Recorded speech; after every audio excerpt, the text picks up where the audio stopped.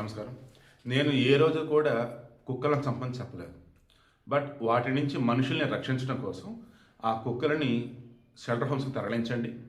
ఒకవేళ బయట గనక ఉంటున్నట్టయితే వాటికి ఫుడ్ సెంటర్స్ పాయింట్స్ అనేవి పెట్టండి. ఈవెన్ ఎవరైనా జంతు ప్రేమికులు గనక ఉంటే వాటిని సాక్కుంటామంటే హ్యాపీగా వెళ్ళి తీసుకోండి.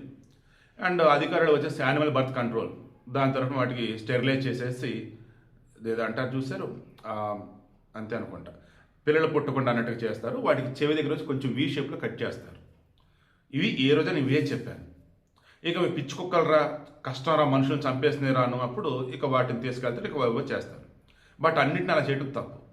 ఈరోజు మన తెలంగాణలో హనుమకొండ దగ్గర సాయంపేట అండ్ ఆరేపల్లి గ్రామాలకు సంబంధించి మనకున్న సమాచారం మేరకు 120 కుక్కల కలెబరలో బయటికి తీశారు. బట్ చంపింది అయితే 300 కుక్కలని అంటున్నారు.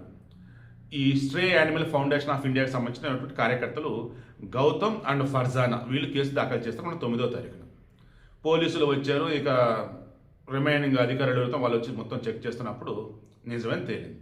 ఎందుకు ఇన్ని కుక్కలను చంపారు ఏంటి అంటే, ఆ కుక్కలకి ఏదో స్కిన్ డిసీజ్ వచ్చినాయట. దానివల్ల చుట్టుపక్కల భయపడుతున్నారు.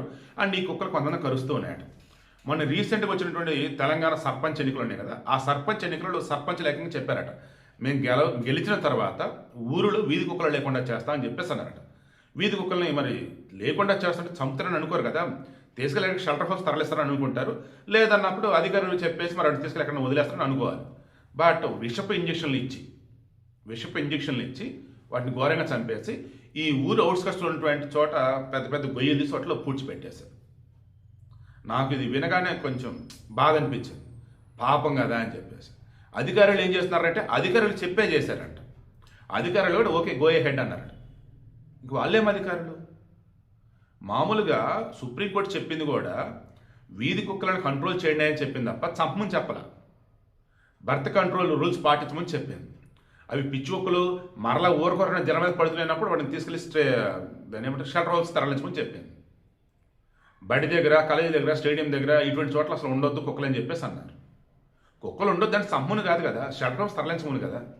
షెల్టర్ హౌస్ కట్టే ఇది లేదు మీకు, అప్పుడు ఏం చేయాలి మరి? వాటిని అధికారులు చెప్పి వేరే ఆల్టర్నేటివ్ చూడాలి తప్ప చంపడం కాదు కదా. 120 కుక్కల కలబరాలు దొరికే మొత్తం 300 మంది 300 కుక్కలు చంపారండి.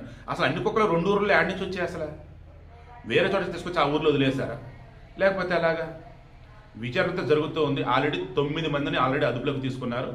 బట్ నాకైతే చాలా అంటే చాలా బాధ ఇన్ని కుక్కలను ఒకేసారి చంపడం అంటే.